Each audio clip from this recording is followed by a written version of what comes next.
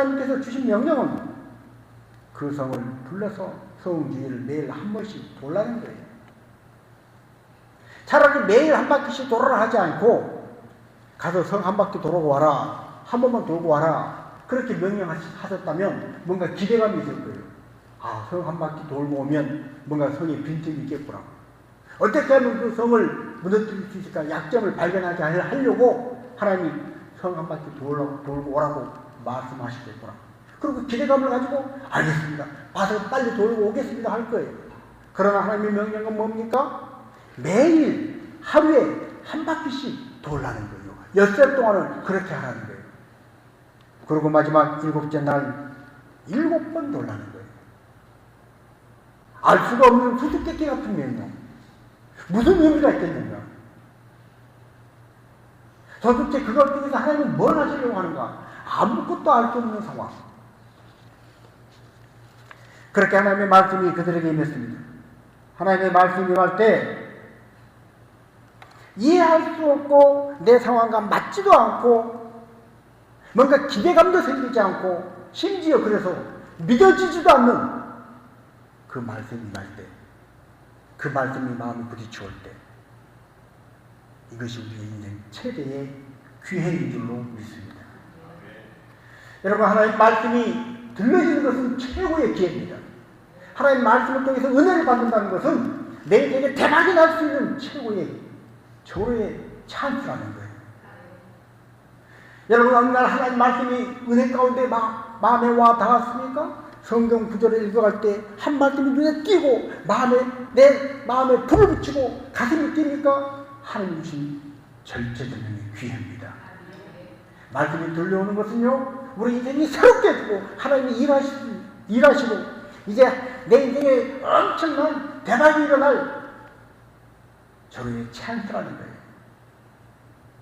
그래서 우리는 말씀이 이해되지 않고 내 상황에 맞지 않는 것 같고, 그래서 내 형편에는 도저히 그 말씀을 믿을 수 없다 할지라도 그 말씀이 들려올 때 그 말씀을 붙잡아야 하는 거예요.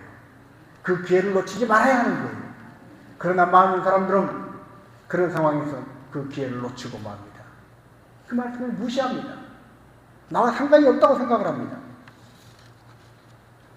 그래서 그 기회를 놓치고 마는 것입니다. 하나님 말씀 앞에서는 우리는 가장 먼저 내 생각을 내려놓아야 합니다. 하나님 말씀이 선포되어질 때 온전한 순종을 할 때 이스라엘이 그랬던 것처럼, 이스라엘은 자기들의 능력으로는 여리고성 무너뜨리는 것, 언감생심, 꿈도 꾸지 못할 그 일이 자기들의 눈앞에서 현실로 이루어졌습니다. 너희가 어떻게 여리고성을 무너뜨렸냐? 오합지졸 같은 광야에서 40년 계속 몇 명 놀던 너희가 어떻게 여리고성을 무너뜨렸냐? 그 비밀이 뭐냐? 그 비밀은 뭡니까? 이해되지 않는 말씀. 그 말씀 앞에 자기의 모든 경험을 내려놓고, 생각을 내려놓고, 이론과 자존심을 내려놓고, 자기 형편과 처지를 다 내려놓고 그 말씀에 절대적으로 온전한 순종을 할 때 여러분이 무너진 그 비밀이 바로 거기에 있는 줄로 믿습니다. 제 아이가 지금은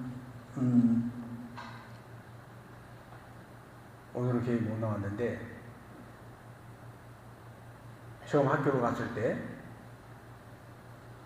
사람들이 비결이 뭐냐고 물어봤습니다. 학원도 안 하고 과외도 안 하고 아무것도 안 하는데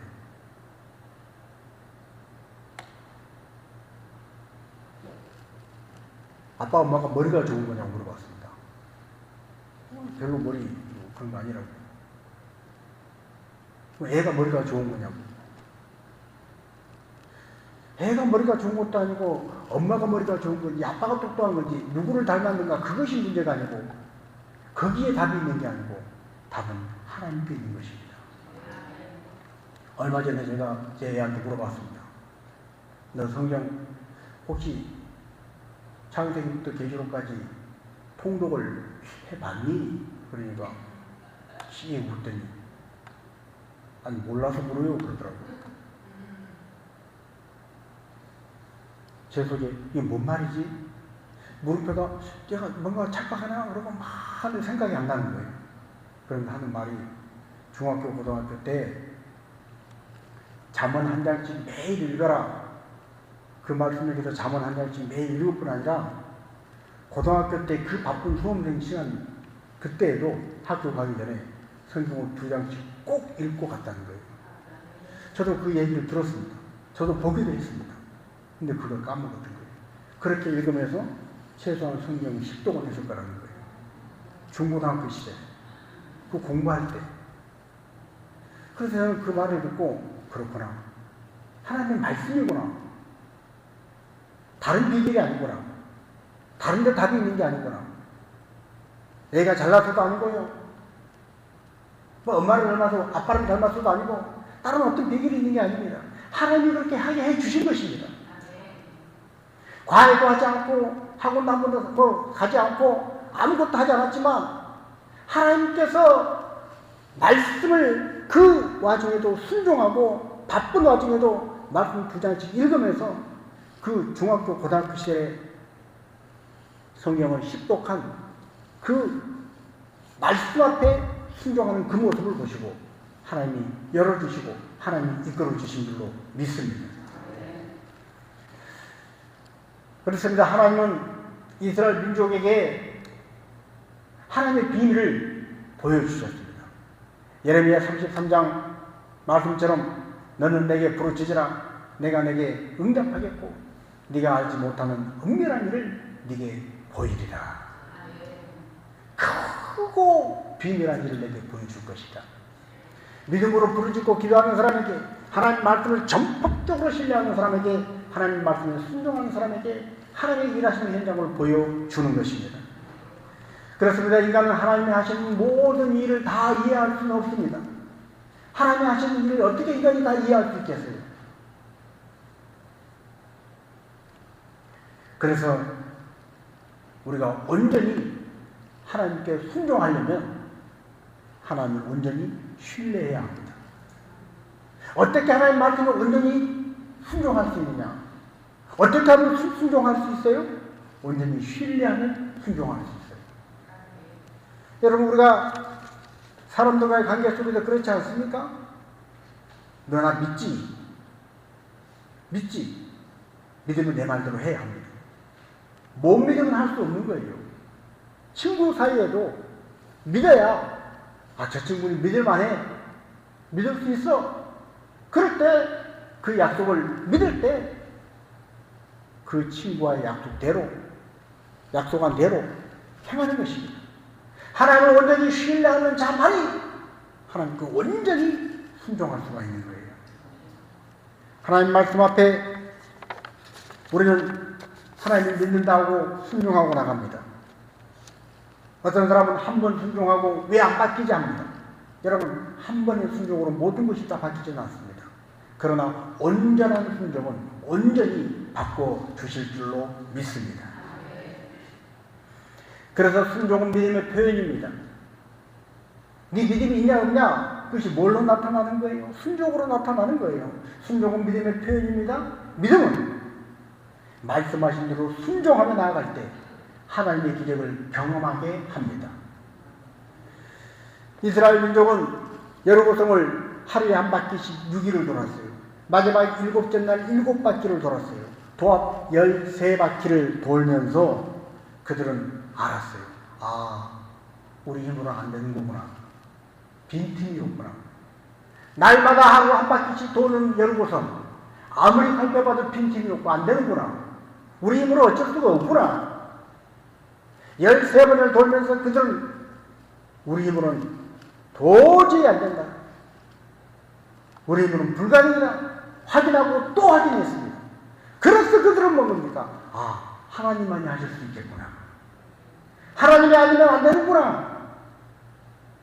여러분 그런데 많은 사람들이 한 번, 두 번 순종해보고 여러분 한 번 돌아보고 아이고 안 되겠는데 두 번 돌아보고 정말 안 되겠는데 그러니까 포기해야지. 그만둬야지. 여러분 안 된다는 그 상황 속에서 한 번, 두 번의 순종을 통해서 바뀌지 않는 현상과 한 번, 두 번의 순종으로 나타나지 않은 결과 때문에 얼마나 많은 사람들이 포기하고 그만두고 좌절합니까? 그러나 온전한 순종은 반드시 온전히 모든 것을 바꿔놓을 줄로 믿습니다. 그래서 이스라엘 민족은 더욱더 하나님을 의지하게 되었어요. 하나님이 도와주시지 않으면 안 되는구나. 하나님이 함께 하시지 않으면 이건 불가능하구나. 인간의 방법으로는 100% 이건 실패하는 거구나. 철저히 깨달았던 것입니다. 오늘 저와 여러분이 인생을 살면서 하나님의 도우심이 아니면 안 되는구나. 하나님께 맡길 수밖에 없구나. 하나님이 살아계셔서 내 기도를 들어주시지 않으면 나도 여기서 죽을 수밖에 없구나. 이 철저한 절망 가운데 하나님을 온전히 신뢰하는 믿음으로 나아가서 내 입을 벌려서 한숨처럼 나오는 그 한마디가 하나님밖에 없습니다. 하나님이 해주시지 않으면 안 됩니다. 절박한 기도가 되기를 원하고 입을 열어서 찬양하는 그 찬양의 한 소절이 하나님 아니면 안 됩니다라는 절박한 기도가 되기를 주님의 이름으로 축복합니다. 2년 전에 우리 교회 입구에 기억하신 분은 기억하시겠지만 전봇대가 있었습니다. 이 전봇대가 교회 입구에 있어서 차를 댈 때도 불편하고 또 미가산도 딱 거기에 벌써 안 좋습니다. 교회 입구에 전봇대가 있어가지고 전선들이 막 있는데 근데 이 전봇대를 뽑으려고 이 방법 저 방법 다 써봤는데 안 되는 거예요. 한정도 같은데 한전에 의뢰를 하면 200만원 150만원 그래야 뽑아줄 수 있고 그것도 언제 될지 모르고 그런 와중에 인간의 방법으로는 안 되는 거예요. 그런다고 그 전자나 뽑으려고 200만원 돈 쓰기도 아깝고 그대로 놔두기는 너무 이거 뭔가 좀 이게 교회 정문에 전봇대가 버티고 있는 거 전선들이 그리고 차도 될 때 그 교회차가 거의 닿을 때마다 그것도 그렇고 인간의 방법으로 안 될 때 우리가 할 수 있는 건 뭡니까? 기도입니다. 하나님 어떻게 해야 될지 모르겠습니다. 어떤 방법인지 모르겠습니다. 그러나 이건 뽑혀지는 게 주님의 교회를 위해서 유익하고 크게는 하나님의 영광을 위해서 필요한 거 아니겠습니까? 기도할 때 하나님은요 그 전봇대가 KT 인터넷 회사일 것이라는 걸 알게 하셨고 그리고 우리 교회 인터넷 밖으로 온 기사가 전화 한 통화에서 돈 한 푼 안 들고 쏙 뽑혀진 줄로 믿습니다. 여러분 우리는 인간의 방법이 한계에 부딪힐 때 그래서 절망할 수밖에 없을 때 포기할 수밖에 없을 때 그만둘 수밖에 없을 때 인간의 절망이 하나님의 시작이라는 그 문구와 같이 하나님이 하시면 된다. 사람은 할 수 없기 때문에 하나님만이 하실 수 있는 그 일을 하나님께서 하시면 됩니다라는 믿음의 고백으로 기도하고 찬양의 고백으로 선포하는 우리 모두가 되어지기를 축복합니다. 자, 또 하나 열고성이 무너졌던 또 하나의 비결은 하나님이 주신 작전 명령은 침묵입니다. 침묵. 우리는 하나님께 집중해야 합니다. 모든 걸 다 하실 수 있는 하나님을 바라보고 하나님께서 주실 것을 믿고 하나님을 바라봐야 하는데 세상은 우리를 하나님께 집중하지 못하게 합니다. 그런데 필요한 게 뭡니까? 그것은 바로 침묵입니다. 여호수아서 6장 10절을 같이 한번 읽습니다. 여호수아가 백성에게 명령하여 이르되 너희는 외치지 말며 너희 음성을 들리게 하지 말며 너희 입에서 아무 말도 내지 말라.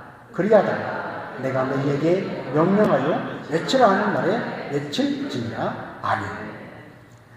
너희 음성을 들리게 하지 마라. 이 말만 하지 말아라. 입을 다물어라. 너희 입에서 아무 말도 내지 말아라. 왜?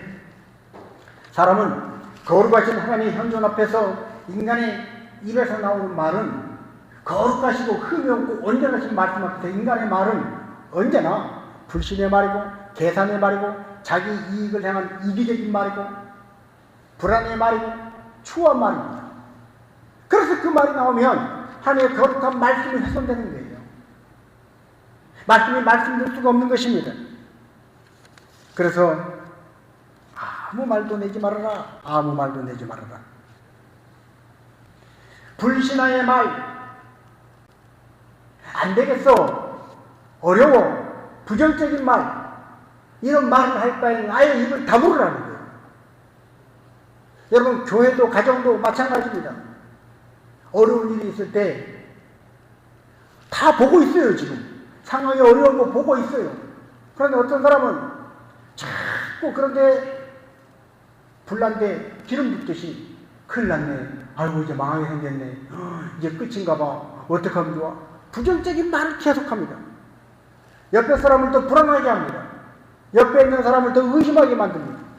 사람끼리 서로 마음이 나뉘게 만듭니다. 이간질을 합니다. 그건 사단적인 것입니다. 사탄은 언제나 그렇게 편을 가르고 부정적인 말을 하게 하고 어두운 말을 하게 합니다. 불신앙적인 말을 하게 합니다. 그래서 입을 다물라는 거예요. 사탄은 그래서 언제나 사람에게 환경을 보게 만듭니다. 문제에 우리의 시선을 빼앗기게 만듭니다.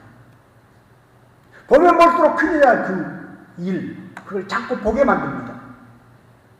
보면 볼수록 마음이 답답해지고, 보면 볼수록 마음이 괴로운 그걸 자꾸 보게 만드는 거예요. 문제를 보게 만들고, 그 문제가 얼마나 큰지를 보게 만들고, 그래서 그 문제 앞에서 자기는 얼마나 작고 초라하고 보잘것없는가, 그걸 보게 하는 거예요. 문제 앞에서 현실을 보게 합니다. 자신의 어리석음을 보게 합니다. 할 수 없는 무능한 자기를 보게 합니다. 초라한 자기를 보게 합니다. 이것이 사탄의 전략입니다. 그리고 그걸 입을 열어서 말을 하게 하는 거예요. 그 문제를 해결하기에는 터무니없이 아무것도 아닌 나의 재정 상태, 그 문제를 해결하기에는 내 경험이 너무 없어서 어떻게 해야 될지 알지 못하는 경험이 없는 무력한 나, 그 문제를 해결하기에는 내 건강 상태가 너무 좋지 않은 지금 연약해진 나의 몸 상태, 그런 것만 보게 하는 것입니다. 그러나 우리가 집중해야 할 것은 우리 자신이 아닙니다. 문제가 아닙니다. 과거의 상처가 아닌 내가 어린 시절에 받았던 상처, 부모에게 받았던 상처, 형제에게 받았던 상처, 그 아픈 마음, 그것만 보고, 그 상처만 보고 있는 사람은 결코 그 문제에서 헤어나올 수가 없어요. 과거의 상처나 문제나 환경 속에 결코 문제의 답이 없습니다. 답은 주님께 있는 줄로 믿습니다. 주님을 바라봐야 됩니다. 그래서 우리 복음성가 가사에도 그런 가사가 있잖아요. 어두움에 밝은 빛을 비춰주시고 나의 작은 신음에도 응답하시, 너는 어느 곳에 있든지 주를 바라고 주만 바라볼지라. 아멘. 주만 바라봐야 하는 거예요. 주만 바라봐야 됩니다. 세상의 심리학은 상담학은 자꾸 인간의 감정을 들여다보라 그럽니다. 인간의 마음을 들여다보라 그럽니다. 내 생각을 들여다보고 처하는 환경을 들여다보게 합니다. 그러나 거기엔 답이 없습니다. 거기엔 실망이 있고, 거기엔 좌절이 있고, 거기엔 포기가 있습니다. 그래서 우리는 주님을 바라봐야 하는 것입니다. 주의 말씀을 붙잡아야 하는 것입니다. 하나님의 말씀을 붙잡고 순종의 발걸음을 내디딜 때, 모든 시선을 주님께 드릴 때 우리는 살아계신 하나님을 느끼게 되는 것입니다. 그래서 우리는 우리의 모든 시선을 자꾸 문제를 보고 아픔을 보고 사람을 보고 환경을 보는 그 시선을 돌려서 주님을 바라봐야 하는 거예요. 주님을 바라볼 수 있도록 다시 기도의 두 손을 모아서 주님만 바라보기를 원합니다. 주님, 내 눈에 주님을 보이게 해주세요. 주님만 보게 해주세요. 기도하고 주님만 바라보도록 우리는 찬양하고 주님만 바라보도록 다시 예배 자리에 나와야 하는 것입니다. 주님을 바라보도록 다시 우리는 하나님 앞에 그렇게 무릎을 꿇어야 하는 것입니다. 여호수아도 어려움이 있었고 아브라함도 어려움이 있었어요. 많은 믿음의 사람들이 어려웠어요. 힘들었어요. 그러나 그들은 그럼에도 불구하고 주님을 바라봤습니다. 갈 바를 알지 못하고 나 같은 아브라함처럼 모세도 그렇고 베드로도 그렇고 베드로도요 밤새도록 물고기를 잡기 위해서 자기가 할 수 있는 모든 노력을 다 해봤지만 새벽 2시, 3시까지만 해본 게 아니에요. 날이 새도록 해봤어요. 온 밤을 다 세웠다고요. 그러나 물고기를 잡지 못했어요. 그랬던 베드로가 하는 고백을 한번 들어보십시오. 자, 누가복음 5장 5절 6절입니다. 우리들이 밤이 새도록 수고하였어도 잡은 것이 없지만 말씀을 의지하여 내가 그물을 내리리이다 하고 그렇게 하니 고기를 잡은 것이 심히 많아 그물이 찢어지는지라. 아멘. 우리가 할 수 있는 거 다 해봤어요. 밤이 새도록 수고해봤어요. 그런데 잡은 것이 없어요. 내가 다 해봤다고요. 인간이 할 수 있는 거 모든 노력 다 해봤어요. 그런데 안 돼요. 이거 우리 경험이 안 돼요. 우리는 우리의 경험을 가지고 내가 다 해봤는데 안 돼. 우리 경험을 딱 전면에 내세워서 하나님 말씀을 대적하려 합니다. 그러나 베드로와 같이 그랬지만 말씀에 의지하여 그물을 내릴 때 잡은 것이 심히 많아 그물이 찢어지는 역사를 경험하게 되는 것입니다. 여러분, 불신의 말이 나오려고 할 때 환경을 통해서 모든 되어진 행편을 통해서 내 입에서 말씀과 반대되는 말이 나오려고 할 때 여호수아의 명령과 같이 아무 말도 내지 마십시오. 침묵하십시오. 그리고 언제 말하는 것입니까? 내가 내게 명령하여 외치라는 나를 외칠지니라. 믿음이 생겨서 말씀이 들어와서 내 마음이 뜨거워질 때 기도하고 하나님 앞에 모든 걸 맡겼습니다. 이제는 내가 살아도 죽어도 하나님 앞에 맡긴 대로 하나님의 선하신 뜻대로 내가 되기를 원합니다. 고백할 수 있는 그때가 왔을 때 내 입을 열어서 믿음을 말할 수 있을 그때에 담대하게 하나님 믿습니다 선포하라는 거예요. 이 선포가 홍해를 가르게 하고 여러분을 무너지게 할 줄로 믿습니다. 또한 회당장에 우리는 이야기를 잘합니다. 자, 마가복음 5장 35절 36절입니다. 아직 예수께서 말씀하실 때 회당장의 집에서 사람들이 와서 회당장에게 이르니 당신의 딸이 죽었나이다. 어찌하여 선생을 더 괴롭게 하나이까? 예수께서 그 하는 말을 곁에서 들으시고 회당장에게 이르시되 두려워하지 말고 믿기만 하라 하시고. 아멘. 예수님 오늘 말씀하십니다. 두려워하지 말고 믿기만 하라. 네가 할 것은 믿는 일이다. 두려워하지 말아라. 믿기만 하라. 출애굽기도 홍해 바다를 앞에 둔 이스라엘인들이 두려워서 벌벌 떨고 울부짖을 때, 애고 어린이고 큰일 났다고 땅을 치고 땅바닥에 주저앉아서 울고 있을 때 너희는 두려워하지 말고 가만히 있어서 오늘날 여호와께서 너희를 행하신 이 놀라운 구원을 보라. 울고 싶지만 땅바닥 치고 하소연하고 싶지만 큰일 났다고 동네 방네 다니면서 나 어떡하냐고 그런 말하고 싶지만 잠잠히 하나님의 구원을 기다릴 때 홍해는 갈라진 줄로 믿습니다. 회당장은 예수님께 찾아왔어요. 예수님의 말씀을 들었어요. 그런데 사람들이 와서 말하는 거예요. 당신의 딸이 이미 죽었나이다. 어찌하여 선생을 더 괴롭게 하나니까. 나는 말씀을 듣고 믿음으로 나가려고 그러는데 세상은 사람은 와서 그 말씀과 반대된 현상을 말해줍니다. 반대된 말씀과 반대된 소식을 전해줍니다. 그래서 나를 두렵게 하는 거예요. 그렇게 할 때 예수님 말씀하십니다. 두려워하지 말고 믿기만 하라. 약속의 말씀을 붙잡고 믿음의 말씀을 붙잡고 나갈 때 하나님이 일하십니다. 그럴 때 우리 인생의 열고가 무너지는 것입니다. 내 인간의 힘으로 도저히 할 수 없는 그 열고가 무너지는 것입니다. 그래서 우리의 인생의 모든 작품은 잠언 3장 5절 6절의 말씀이 돼야 하는 것입니다. 우리 같이 한번 읽습니다. 너는 마음을 다하여 여호와를 신뢰하고 네 명철을 의지하지 말라. 너는 범사에 그를 인정하라.